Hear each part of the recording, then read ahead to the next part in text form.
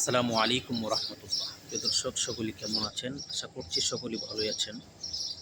অনেকদিন পর আপনাদের মাঝে চলে আসলাম। দু একটি কথা বলবো। দেখেন, দুনিয়াতে আমরা যদি কোনো মানুষের কাছে কোনো কিছু চাই, তাহলে ওই মানুষটি আমাদের প্রতি রাগান্বিত হয়।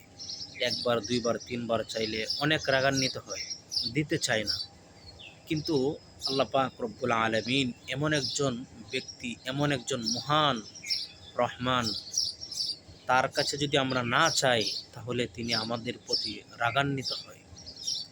তো কথা হচ্ছে, আমরা যদি জান্নাতে যাওয়ার জন্য যদি আমাদের ইচ্ছা থাকে, তাহলে আল্লাহ পাক রব্বুল আলামিনের কাছে আমাদের বেশি বেশি ফরিয়াদ করতে হবে, আল্লাহর কাছে চাইতে হবে। আপনার কি সমস্যা, ওই সমস্যার কথা মালিকের কাছে আপনি চান, অবশ্যই মালিক আপনাকে দিবে। যেমন ছোট ছোট বাচ্চা, যদি কান্না না করে তাহলে মা বুঝতে পারে না আমার সন্তানের খিদা লেগেছে, সন্তান খাবে।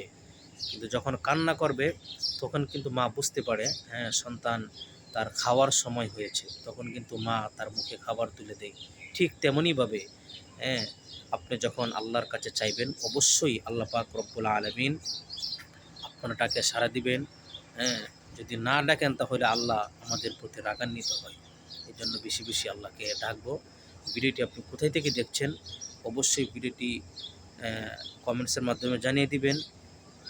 অবশ্যই চাচ্ছি আপনাদের মাঝে কিছু কিছু বিষয় নিয়ে আলোচনা করার জন্য। সকলে ভালো থাকবেন। আসসালামু আলাইকুম ওয়া রাহমাতুল্লাহ।